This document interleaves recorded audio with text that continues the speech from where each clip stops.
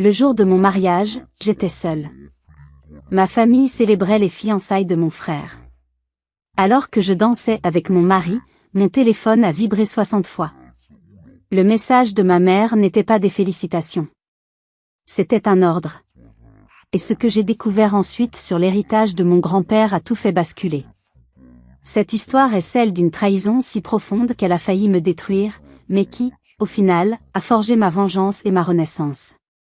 Avant de plonger dans les détails de cette journée qui a changé ma vie à jamais, j'aimerais savoir d'où vous m'écoutez. Dites-moi dans les commentaires de quelle ville ou de quel pays vous êtes, et quelle heure il est chez vous en ce moment. C'est une façon pour moi de me sentir un peu moins seule en partageant ce récit. Maintenant, revenons à ce fameux samedi d'octobre. Je m'appelle Élise, j'ai 30 ans. Ce jour-là, j'épousais Marc, l'homme de ma vie, un architecte brillant au cœur tendre, mon refuge et ma force. La cérémonie se déroulait dans un magnifique domaine près de Lyon, le château de Pizet, un lieu chargé d'histoire dont les pierres dorées semblaient bénies par le soleil d'automne. J'avais passé plus d'1 an à tout organiser, à économiser sou après sou, à chiner chaque élément de décoration pour que ce jour soit le reflet parfait de notre amour, sincère, élégant, sans ostentation. Ma robe, une création simple d'une jeune styliste lyonnaise, les fleurs des champs cueillis le matin même, la playlist de chansons qui avait marqué notre histoire, tout, absolument tout, était parfait. Sauf l'essentiel. L'insupportable absence. En remontant l'allée au bras de mon beau-père, un homme formidable qui m'avait accueilli dans sa famille comme sa propre fille, mon regard a été instinctivement attiré par le premier rang, à gauche. Il était vide. Froidement, cruellement vide. Les petits bouquets de gypsophile que j'avais attachés à chaque chaise semblaient se moquer de moi. Pas de mère pour ajuster mon voile avec une larme de fierté. Pas de père pour me regarder avec cette émotion maladroite des hommes qui voient leur fille devenir une femme. Pas de frère pour me faire un clin d'œil complice, comme nous le faisions enfants lors des grands événements. Il n'y avait qu'un abîme. Un trou béant dans la plus belle journée de ma vie, une béance qui aspirait toute ma joie. Je savais où ils étaient. Oh oui, je le savais. À une 30aine de kilomètres de là, dans une somptueuse villa avec piscine sur les hauteurs de Caluire, ils célébraient les fiançailles de mon petit frère, Léo. Léo, le fils prodige, le « garçon en or », qui n'avait jamais rien fait de mal aux yeux de mes parents. Sa fête, grandiose, avait été annoncée 2 mois seulement après que j'ai envoyé mes faire-part, pour une date qu'il connaissait depuis près d'1 an. Une coïncidence ? J'avais voulu y croire, avec la naïveté de celle qui espère toujours le meilleur des siens. Mais la vérité était bien plus amère. C'était un choix. Un acte délibéré. Il m'avait délibérément mise de côté, sacrifiée sur l'autel du fils préféré. La douleur était d'autant plus vive, d'autant plus révoltante, que 2 mois plus tôt, ma mère, Isabelle, m'avait appelée, la voix étranglée par des sanglots de comédienne.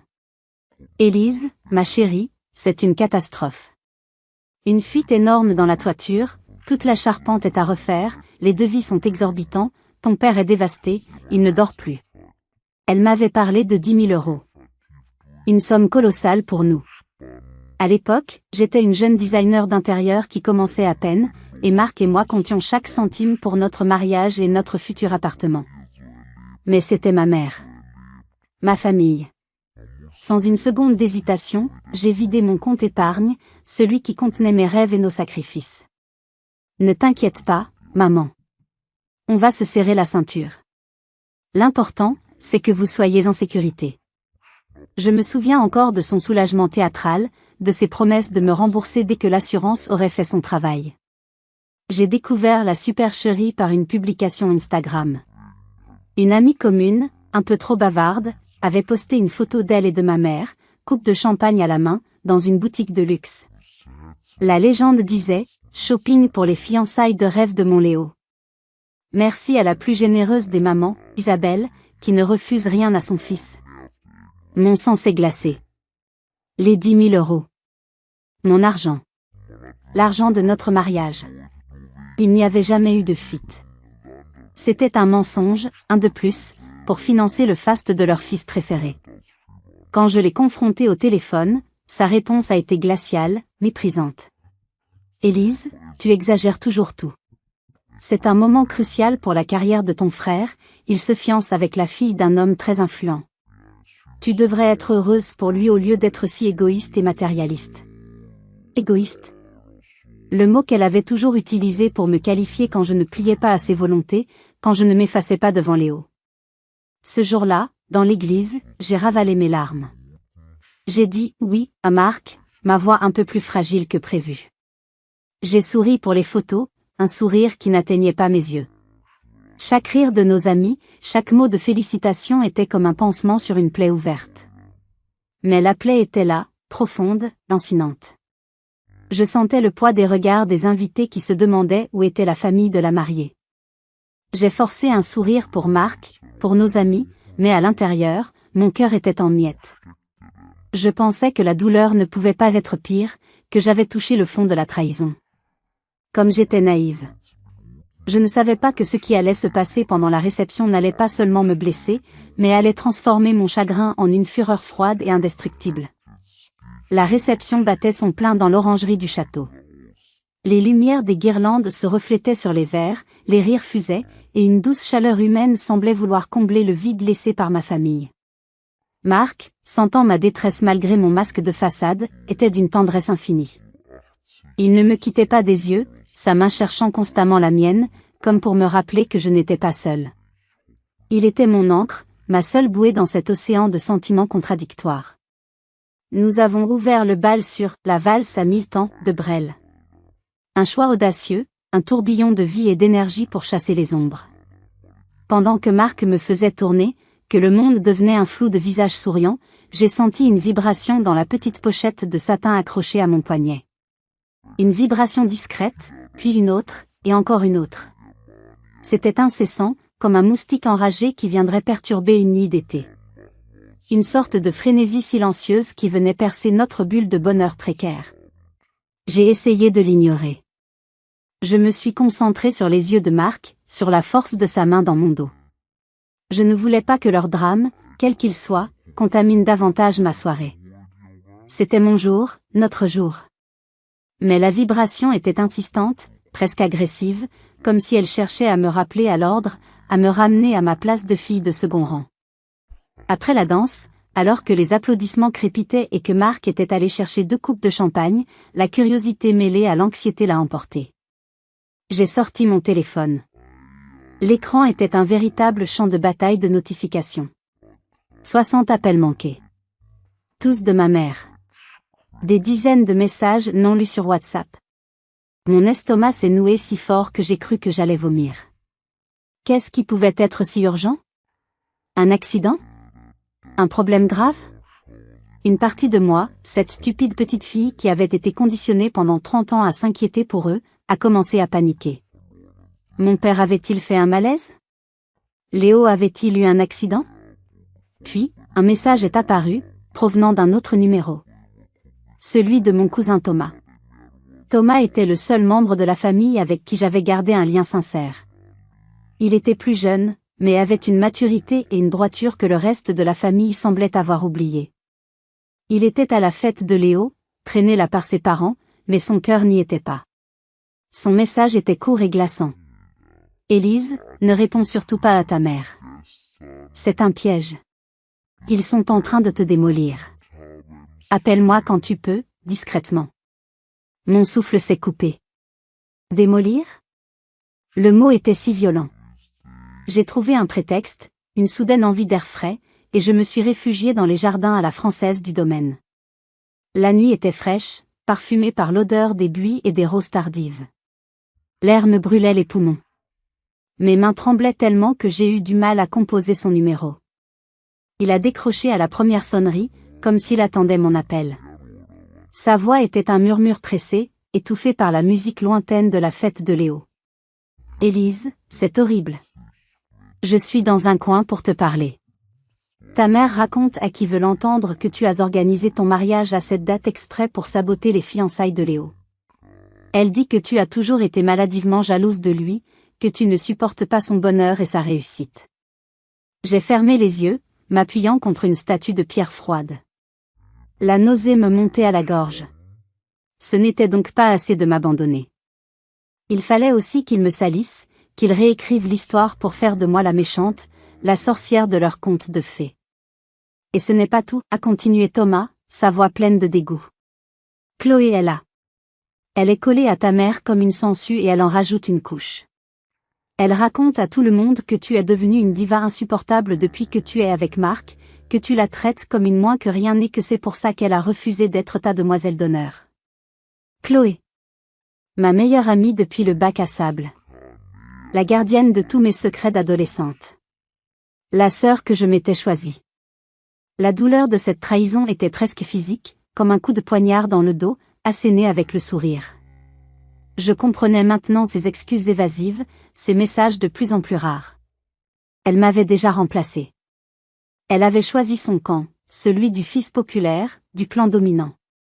Pourquoi ils font ça, Thomas, ai-je réussi à articuler, ma voix brisée par un sanglot que je refusais de laisser sortir. Je ne sais pas, Élise. C'est comme s'ils avaient besoin que tu sois le problème pour justifier leur comportement immonde. C'est plus facile que d'admettre qu'ils sont des parents et des amis pourris. Il a marqué une pause. Et pour les appels, ta mère veut que tu fasses quelque chose pour Léo. Une histoire avec le traiteur qui aurait foiré. Elle est furieuse que tu ne répondes pas pour régler le problème de son précieux fils. J'ai raccroché, le cœur battant à tout rompre.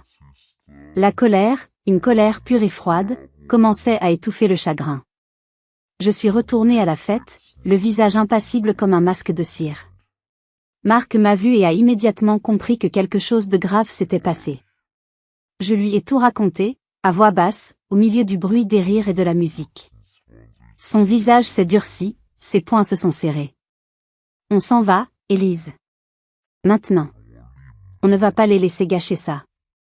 Mais je ne voulais pas leur donner cette satisfaction. C'était ma soirée. Notre soirée. Je ne fuirais pas. Mon sang s'était glacé. Non seulement ils m'avaient abandonné, mais ils étaient en train de détruire ma réputation. Mais je ne savais pas encore que la véritable trahison, la plus vile, celle qui allait définir les 2 prochaines années de ma vie, n'était pas encore arrivée. Elle est venue quelques minutes plus tard, sous la forme d'une photo, envoyée par Thomas, avec une simple légende, « Je suis tellement désolée, Élise. » J'ai ouvert la photo avec une appréhension terrible, comme si je savais que ce que j'allais voir allait briser la dernière parcelle d'espoir en moi. L'image était d'une netteté cruelle, prise avec un bon appareil, probablement par le photographe professionnel de la fête. On y voyait mon frère, Léo, le torse bombé dans son costume sur mesure, un verre de champagne à la main, riant aux éclats d'une blague que quelqu'un venait de faire. À son bras, Chloé, ma prétendue meilleure amie, souriante et radieuse, le regardant avec une admiration feinte. Mais ce n'est pas ça qui a capté mon attention. Ce n'est pas ça qui a fait s'arrêter mon cœur et le temps autour de moi. C'était l'objet qui brillait à son poignet. Une montre. Pas n'importe laquelle. Une montre vintage en or, avec un cadran couleur crème et un bracelet en cuir patiné par les années. La montre de mon grand-père. Mon grand-père maternel, Jean, était l'homme le plus important de mon enfance. Un horloger passionné, un homme d'une douceur et d'une justesse infinie, qui voyait en moi la créativité et la sensibilité que mes propres parents ignoraient superbement. Il m'avait appris à dessiner, à regarder les détails, à voir la beauté dans les choses simples. Il est décédé quand j'avais 20 ans, d'une longue maladie, mais quelques jours avant de partir, il m'avait prise à part, sa main tremblante dans la mienne. « Élise, ma puce, m'avait-il dit, sa voix un murmure rauque, cette montre, c'est plus que de l'or et des rouages. C'est le temps que j'ai passé à aimer ta grand-mère. C'est mon héritage le plus précieux. Je l'ai mise dans mon testament. Elle est pour l'homme que tu épouseras. Tu la lui donneras le jour de votre mariage, en signe de bienvenue dans notre famille, pour qu'il sache quel genre d'amour nous lie. Cet objet était sacré pour moi. C'était le symbole de l'amour inconditionnel que j'avais perdu, le dernier lien tangible avec lui. Après sa mort, la montre avait été confiée à ma mère, l'exécutrice testamentaire. Il y a quelques mois, quand j'ai commencé à préparer le mariage, je lui en ai parlé avec excitation, imaginant déjà l'émotion de Marc en la recevant. « Ah, la montre de papa », avait-elle dit d'un air vague, sans même me regarder. « Tu sais, avec les déménagements, le bazar dans le grenier, je crois qu'elle s'est perdue. C'est vraiment dommage, une vieille chose pareille. J'avais été dévastée, j'avais pleuré pendant des jours, mais je l'avais cru. Pourquoi une mère mentirait-elle sur une chose aussi sacrée? Et maintenant, je la voyais. Là. Au poignet de mon frère. Porté comme un simple accessoire de mode, Tapac s'engrave l'œil à sa fête de fiançailles. Le mensonge était si énorme, si monstrueux, que j'ai eu du mal à respirer. Il ne s'était pas contenté de me voler mon argent, ma journée, ma réputation. Il m'avait volé le souvenir le plus précieux de l'homme que j'aimais le plus au monde. C'était une profanation. Au même moment, comme un coup de théâtre macabre, mon téléphone a vibré. Un message vocal de ma mère. La curiosité morbide, le besoin de comprendre jusqu'où pouvait aller leur cruauté, l'a emporté. J'ai mis mes écouteurs, m'isolant du bruit joyeux de ma propre fête. Sa voix, tranchante et irritée, a envahi mes oreilles. Élise, je ne sais pas à quel jeu stupide tu joues, mais c'est puéril et irrespectueux. Arrête tes enfantillages et réponds. Le traiteur de Léo a fait une erreur sur les mignardises, il manque la moitié de la commande. Tu connais le patron de ce restaurant, tu as fait la décoration de sa salle l'an dernier. Appelle-le et arrange ça pour ton frère maintenant. C'est la moindre des choses que tu puisses faire pour te faire pardonner ton attitude. Elle a marqué une pause, puis a ajouté, comme si c'était un détail sans aucune importance. Au fait, j'ai donné la montre de papy à Léo. Il fallait bien qu'il ait quelque chose de la famille pour ce grand jour, quelque chose de significatif. Ne commence pas à faire un drame pour un vieil objet qui prenait la poussière. Un vieil objet. J'ai retiré mes écouteurs. Le silence soudain de la nuit me paraissait assourdissant. Le monde autour de moi s'est estompé. Il n'y avait plus que cette douleur brûlante, cette rage froide qui montait des profondeurs de mon être. Ce n'était plus du chagrin. C'était autre chose. Une sorte de clarté terrifiante, comme un éclair dans un ciel noir. J'ai regardé Marc, qui me tenait la main, son visage crispé d'inquiétude et de colère pour moi. J'ai pris une profonde inspiration.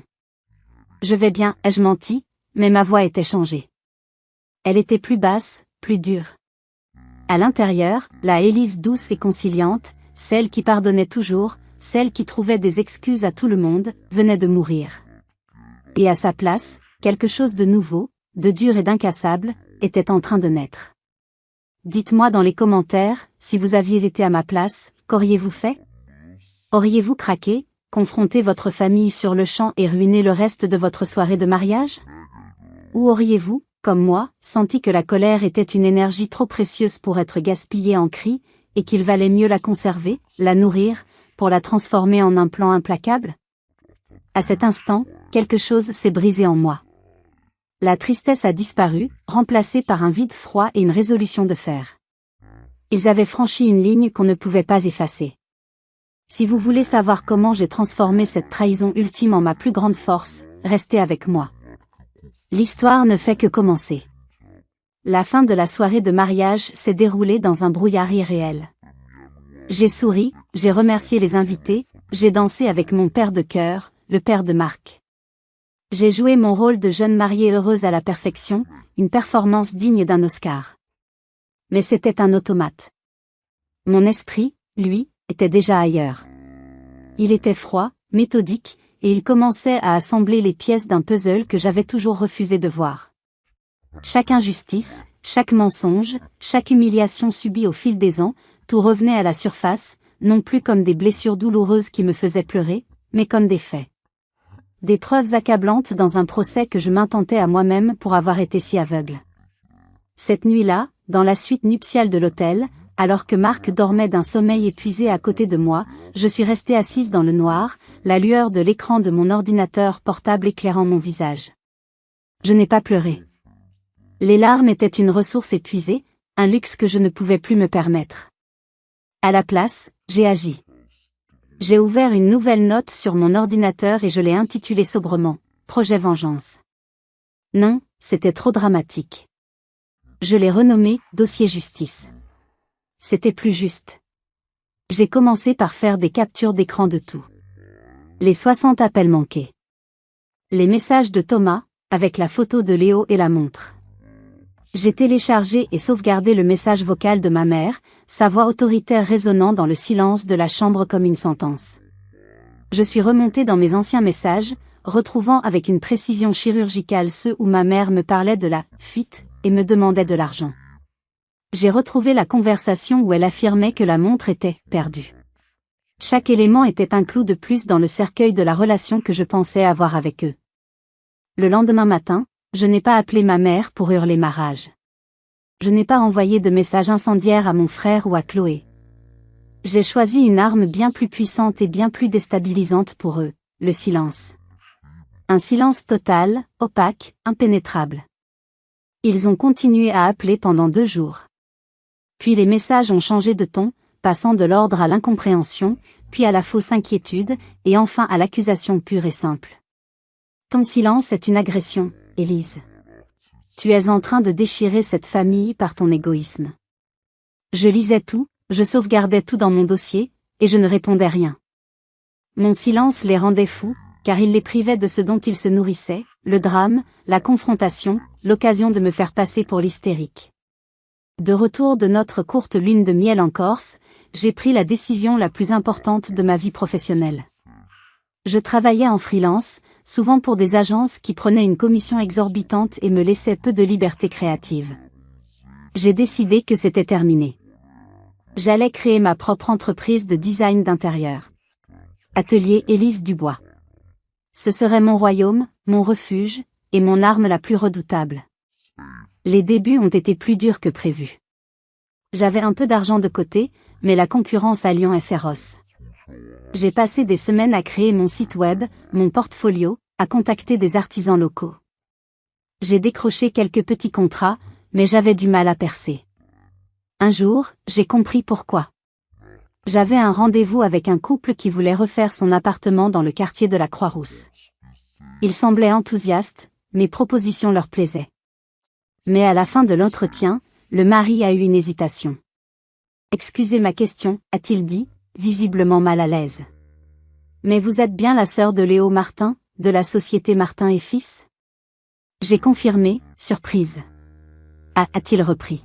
« C'est juste qu'une de ses amies, une certaine Chloé, nous a dit, eh bien, que vous étiez très talentueuse mais pas très fiable sur les délais et les budgets. Un peu artiste, vous voyez. » Le sol s'est dérobé sous mes pieds. Ils n'avaient pas seulement essayé de saboter mon mariage. Ils essayaient activement de saboter ma carrière, mon gagne-pain. Chloé, qui connaissait mon rêve de toujours, qui savait à quel point je me battais pour y arriver, utilisait ses relations pour me nuire. Et Léo, sans aucun doute, la laissait faire, voire l'encourageait. Cette révélation, au lieu de m'abattre, a décuplé ma détermination. La rage est un carburant puissant. J'ai changé de stratégie. J'ai arrêté de viser les cercles qu'ils pouvaient atteindre. J'ai commencé à travailler avec des plus petits budgets, des jeunes couples qui achetaient leur premier appartement, des commerçants de quartier qui voulaient refaire leur boutique. J'ai mis toute mon âme dans chaque projet, aussi modeste soit-il. Ma réputation s'est construite lentement, par le bouche à oreille, la méthode la plus ancienne et la plus solide. Elle est incroyable. Elle a transformé mon petit studio en un palais. Elle écoute vraiment, et elle a un talent fou pour optimiser l'espace. Chaque client satisfait était une victoire. Chaque recommandation était une pierre de plus à mon édifice. Je travaillais 16 heures par jour. Je ne vivais que pour mon travail, et pour Marc, mon roc infaillible. Le reste du monde, ma famille, n'existait plus. J'étais une reine silencieuse, en train de construire son empire dans l'ombre. Et j'attendais patiemment mon heure. Une année s'est écoulée. Une année de silence radio total avec ma famille et de travail acharné, presque obsessionnel. L'atelier Élise Dubois n'était plus un simple nom sur une carte de visite. C'était devenu une référence dans le milieu du design lyonnais, synonyme de créativité, de rigueur et d'une touche humaine que les grandes agences impersonnelles n'avaient pas. Les petits contrats avaient laissé place à des projets plus ambitieux, des appartements haussmanniens, des lofts, des maisons d'architectes. J'avais dû embaucher une assistante, puis une deuxième. Marc et moi avions enfin pu acheter notre appartement, un magnifique T4 avec une terrasse surplombant la Saône, dans le quartier Confluence. La vie que nous construisions était belle, solide, et elle nous appartenait entièrement, sans aucune dette morale ou financière envers qui que ce soit. Le tournant de ma carrière, celui qui m'a fait passer de designer qui monte à non incontournable, est arrivé sous la forme d'un appel inattendu. C'était l'assistante personnelle de Madame Dubois, une grande figure de la haute société lyonnaise, veuve d'un grand industriel et connue pour son caractère bien trempé, son franc-parler et son goût impeccable. Elle souhaitait me rencontrer pour discuter de la rénovation complète de sa villa sur les hauteurs de Fourvière, une demeure historique qui dominait toute la ville. C'était le genre de projet qui pouvait changer une vie, le genre de projet qui faisait la couverture des magazines. Notre première rencontre a été un véritable examen. Madame Dubois, une femme élégante de 70 ans, m'a scruté de ses yeux bleus perçants pendant que je lui présentais mes croquis et mes planches d'inspiration. Elle m'a posé des questions pointues, non seulement sur les matériaux et les couleurs, mais aussi sur ma vision, mes valeurs, mon histoire. J'ai été honnête. Je n'ai pas parlé de ma famille, ce n'était pas le lieu. Mais j'ai parlé de ma passion pour redonner vie au lieu, pour créer des espaces qui racontent une histoire, où les gens se sentent en paix et en harmonie. À la fin de l'heure, elle a eu un rare sourire qui a illuminé son visage. Vous avez du cran, jeune femme. Et vous avez du talent. Vous ne cherchez pas à imposer votre style, vous cherchez à comprendre l'âme d'un lieu et de ses habitants. Le projet est à vous. Travailler pour Madame Dubois a été une révélation. Elle est devenue plus qu'une cliente, une sorte de mentor inattendu. Elle m'a ouvert les portes de son réseau, me présentant à des gens influents, des entrepreneurs, des artistes, des galeristes. Mon nom circulait dans des cercles que je n'aurais jamais imaginé atteindre. Ironiquement, c'étaient les cercles que mes parents avaient toujours rêvé de fréquenter, sans jamais y parvenir. Pendant ce temps, la question de la montre et du testament de mon grand-père ne me quittait pas.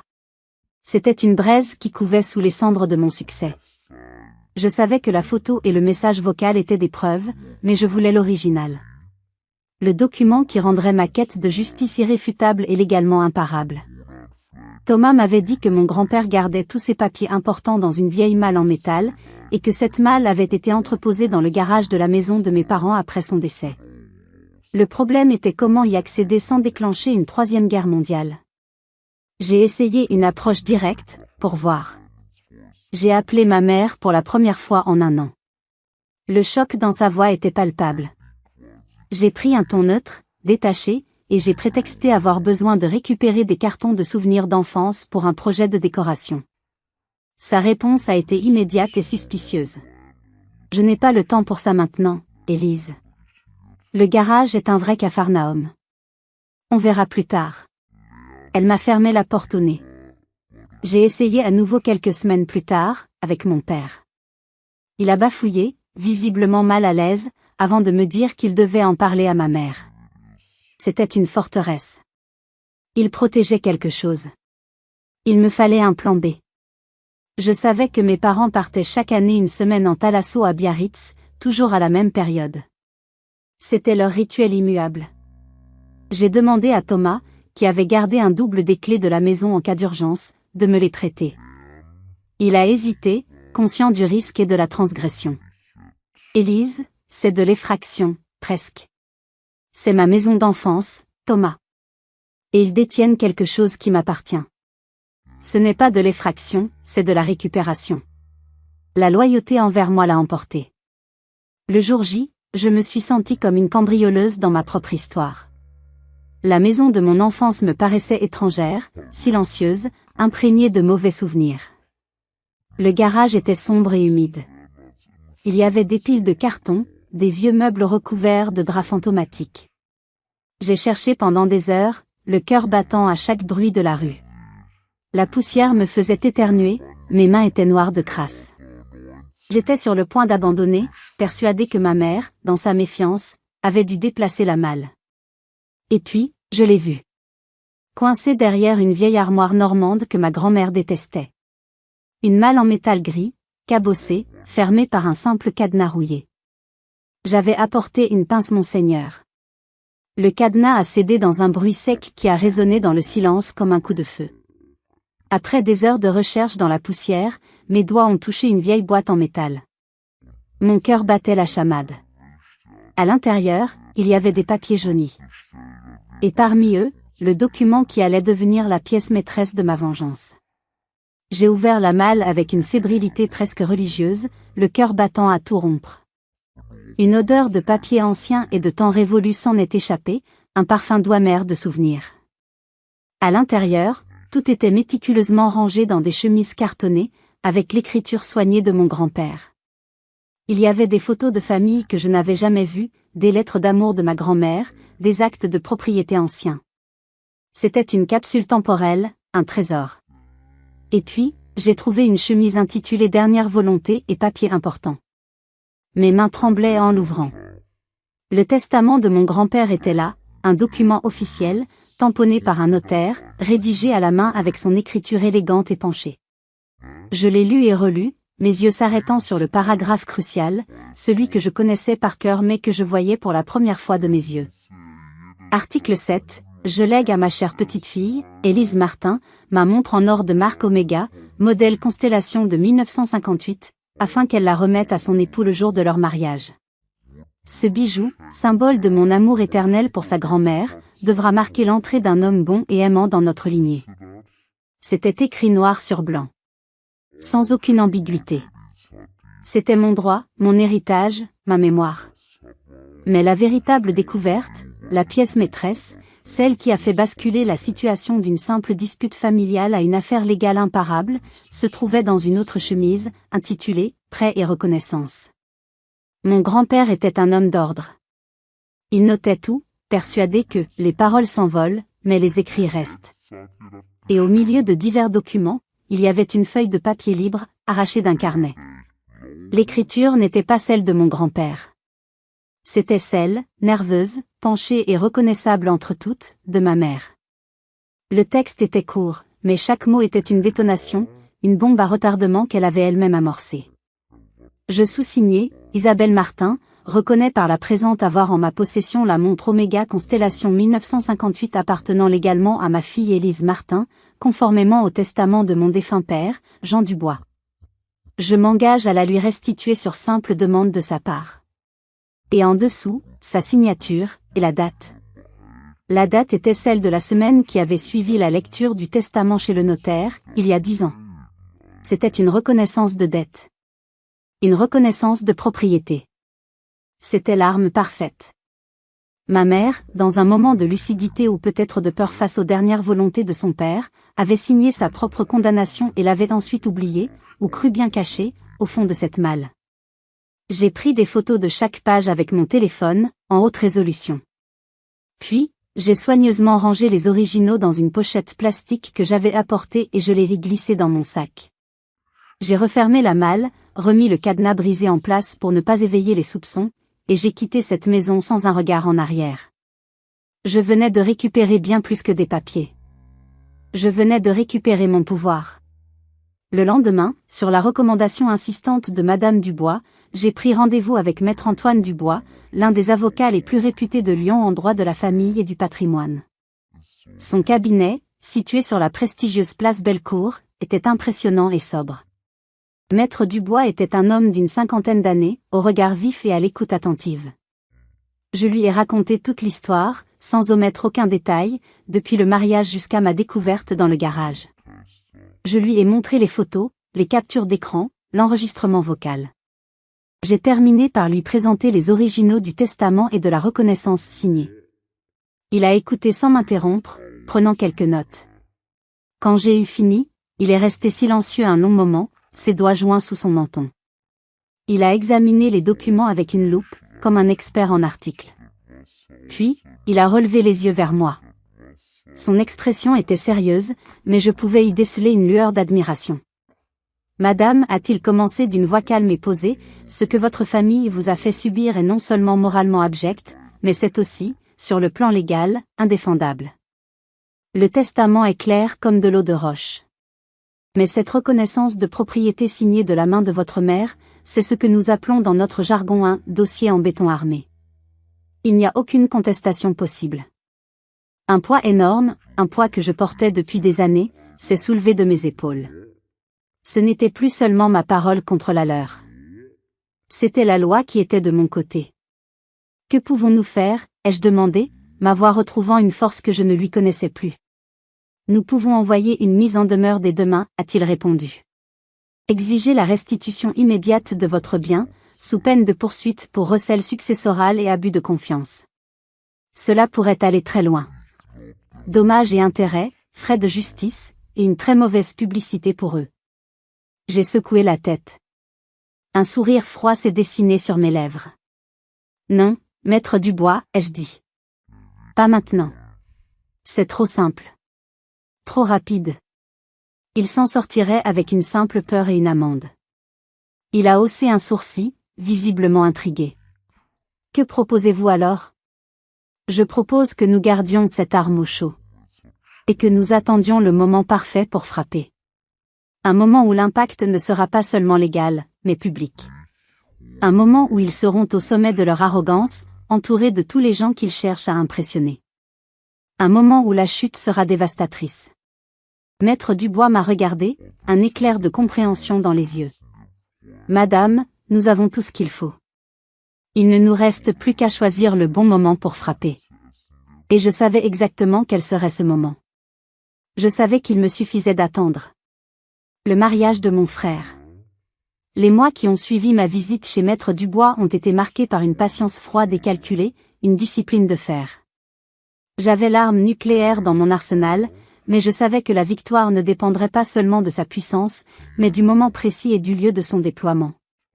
Mon entreprise continuait de prospérer de manière exponentielle.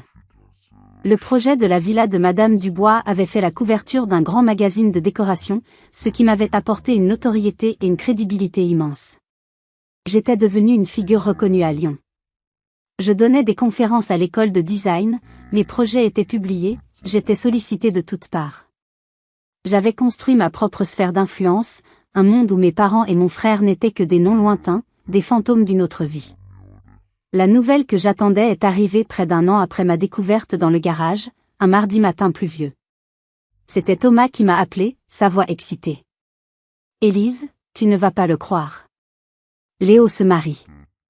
Et pas à moitié. Ils ont réservé le château de Bagnoles, un des lieux les plus chers et les plus prestigieux de la région. Ce sera le mariage de l'année, selon ma tante Isabelle. Elle n'a que ça à la bouche. Le château de Bagnoles. Un lieu magnifique, historique, et surtout, très médiatisé. Chaque événement qui s'y déroulait faisait l'objet d'articles dans la presse locale et les blogs spécialisés dans le luxe. C'était encore plus parfait que dans mes rêves les plus fous.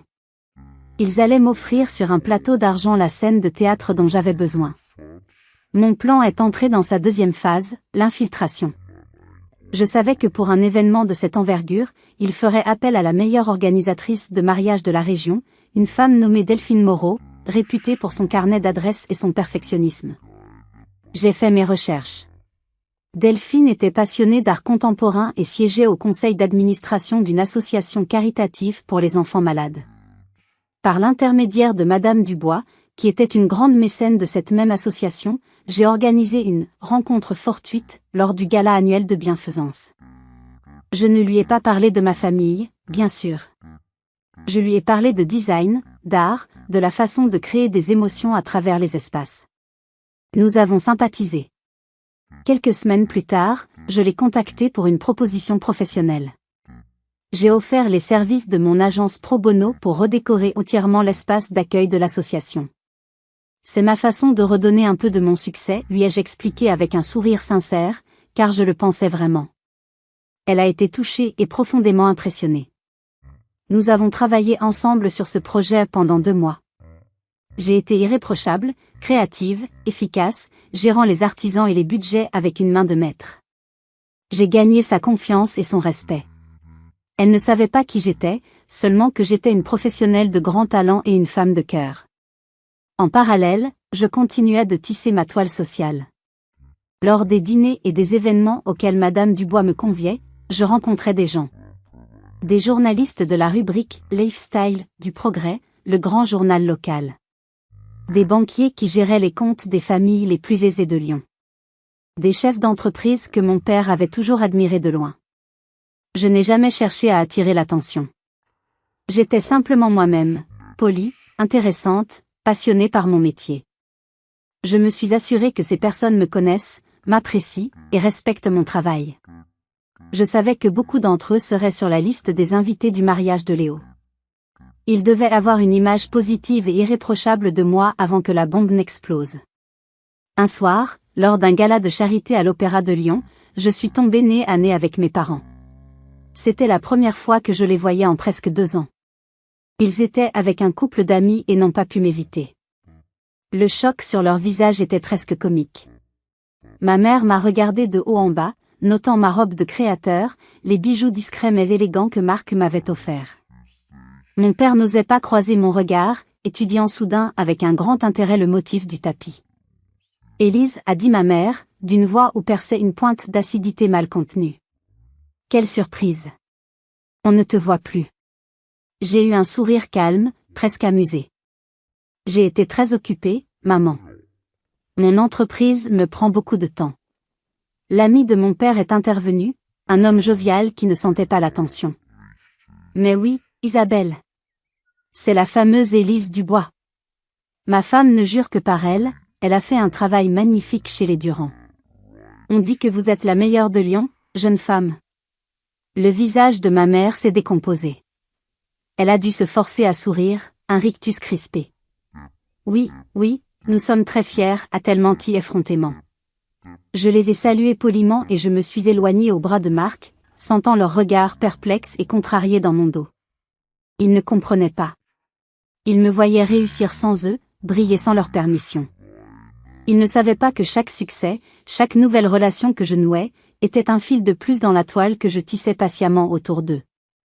Le décor était presque en place.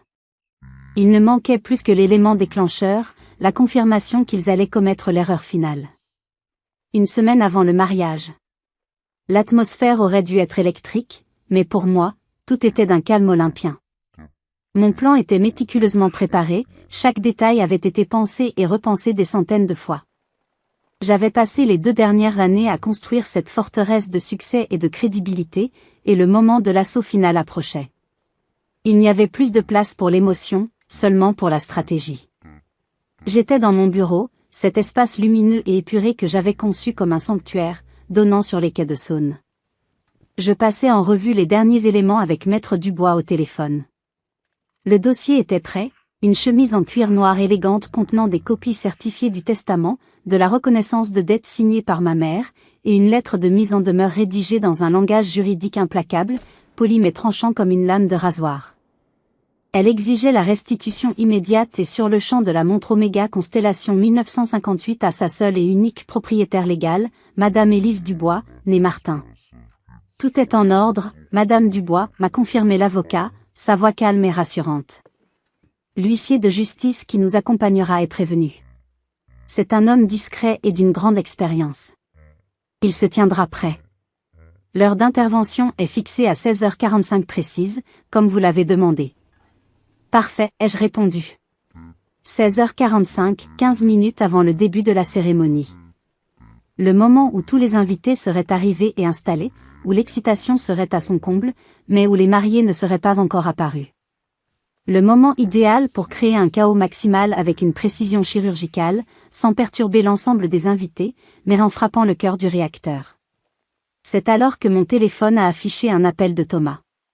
Sa voix était basse, presque un murmure. Il était à la maison de mes parents pour le dîner de famille pré-mariage, un calvaire annuel auquel il ne pouvait échapper. Élise, je dois te dire quelque chose. Je suis dans le jardin pour ne pas être entendue. Je viens de les entendre parler. Ta mère a fait nettoyer et réviser la montre de papy chez un grand horloger de la rue Édouard Herriot. Elle l'a mise dans un magnifique écrin en bois précieux. Elle n'arrête pas de dire à tout le monde que Léo la portera demain, comme un symbole de la continuité et de la bénédiction de la famille. Elle a même dit, et je te jure que ce sont ses mots, c'est bien la preuve que papy aurait voulu que ce soit Léo, le seul garçon, qui hérite de ce trésor pour perpétuer le nom. Point. J'ai fermé les yeux, une vague de dégoût me submergeant, mais aussi une sorte de soulagement. Ils allaient le faire. Ils allaient tomber dans le piège la tête la première. Non seulement il m'avait volé, mais il continuait de profaner la mémoire de mon grand-père en lui prêtant des intentions qu'il n'avait jamais eues, lui qui m'avait toujours dit que le courage et la droiture n'avaient pas de sexe. Ils étaient tellement habitués à leurs propres mensonges qu'ils avaient fini par y croire. Merci, Thomas, ai-je dit calmement. C'est la dernière confirmation dont j'avais besoin. Profite bien de ton dîner. Sois prudente, Élise, a-t-il ajouté. Je ne sais pas ce que tu prépares, mais ça va être un tremblement de terre. Je sais, ai-je répondu. C'est exactement le but. Ce soir-là, Marc m'a emmené dîner dans notre restaurant préféré, une petite auberge dans le Vieux-Lyon. Il voyait bien la tension derrière mon calme apparent, la lueur d'acier dans mon regard. Il a posé sa main sur la mienne, par-dessus la nappe à carreaux. Tu es sûr de vouloir aller jusqu'au bout, mon amour, m'a-t-il demandé doucement. Tu n'es pas obligé de faire ça. On peut juste envoyer la mise en demeure par courrier et récupérer la montre. On n'a pas besoin de cet esclandre. J'ai levé les yeux vers lui, mon roc, mon allié de la première heure, celui qui avait pansé mes plaies et cru en moi quand je n'y croyais plus. Marc, ce n'est plus seulement à propos de la montre. C'est à propos de tout. C'est à propos du respect. De la vérité. Ils ont essayé de m'effacer, de me réduire au silence, de me faire passer pour folle et méchante. Si je ne fais rien, si je choisis la voie discrète, je leur donne raison. Je leur permets de croire qu'ils peuvent traiter les gens comme ça en toute impunité. Ce n'est pas une vengeance, c'est une restauration de l'ordre. Mon ordre. Il a vu la détermination dans mon regard et a serré ma main plus fort. Alors je suis avec toi. Jusqu'au bout. Le piège était tendu. Chaque invité, chaque détail de ce mariage somptueux allait devenir une partie de ma scène. Ils voulaient un grand spectacle pour célébrer leur fils préféré. Eh bien, ils allaient en avoir un. Mais ce ne serait pas celui auquel ils s'attendaient. Ce qui va suivre est le moment que vous attendez tous, le moment où la patience et la stratégie rencontrent enfin la confrontation. Restez bien jusqu'à la fin pour assister à l'effondrement du château de cartes. Le jour du mariage de Léo est arrivé, baigné d'une lumière éclatante de fin de printemps, presque insolente de perfection. Je ne l'ai pas passé à me ronger les ongles en attendant leur hache. Je l'ai passé à travailler sur un nouveau projet passionnant, celui de la bibliothèque d'un écrivain célèbre qui m'avait donné carte blanche. J'étais calme, concentré, chaque geste précis. Mon téléphone était en mode silencieux dans un tiroir. La seule chose qui comptait était l'horloge de mon ordinateur qui égrenait les minutes. À 16h30, j'ai reçu un simple SMS de Maître Dubois, en position. Je me suis alors permis de fermer les yeux et d'imaginer la scène, une scène que Thomas m'a décrite plus tard avec des détails si vifs que j'avais l'impression d'y être. Au château de Bagnols, l'ambiance était fébrile et luxueuse. Les invités, tout le gratin de la bourgeoisie lyonnaise et du monde des affaires, prenaient place dans les jardins à la française, au son d'un quatuor à cordes qui jouait du Vivaldi. Ma mère, Isabelle, paradait dans une robe de mousseline bleu lavande, saluant les uns, embrassant les autres, jouant à la perfection son rôle de mère du marié, fière et comblée. Elle était au sommet de son monde. À 16h45 précise, une berline noire aux vitres teintées s'est garée discrètement près des cuisines, loin des regards des invités. Maître Dubois en est descendu, impeccable dans son costume sombre, accompagné d'un huissier de justice à l'air sévère et impassible. Ils n'ont pas traversé les jardins. Ils ont contourné le bâtiment et se sont présentés à l'entrée privée menant aux suites des mariés, où ils ont demandé à parler à l'organisatrice, Delphine Moreau. Delphine, qui me connaissait comme une collègue respectable et une bienfaitrice de son association, a été surprise mais les a fait entrer sans méfiance. Ils ont été conduits dans un petit salon attenant à la suite où Léo se préparait. Ma mère était là, ainsi que mon père et Chloé, qui était la témoin de mon frère et ajustait sa cravate. Maître Dubois a été d'un professionnalisme glacial. Madame Martin, Monsieur Martin, a-t-il commencé, sa voix calme tranchant avec l'excitation ambiante. Je suis Maître Antoine Dubois, avocat de Madame Élise Dubois. Je suis ici pour vous remettre en main propre cette mise en demeure. Il a tendu la chemise en cuir à ma mère. Elle l'a regardé avec un dédain souverain. Nous n'avons rien à nous dire avec Élise. Surtout pas aujourd'hui. C'est d'un ridicule et d'une bassesse sans nom. Je vous conseille vivement de lire ce document, l'a interrompu l'avocat d'une voix qui ne tolérait aucune réplique. Il concerne un bien vous appartenant illégalement, la montre Oméga de votre défunt père. Le visage de ma mère a changé. Le sourire s'est figé, la couleur a quitté ses joues. Elle a ouvert la chemise, ses mains commençant à trembler. Elle a lu la première page, puis la copie du testament. Son visage s'est durci. C'est une interprétation. Mon père aurait voulu que... Veuillez tourner la page, madame, à 10 mètres du bois, implacable.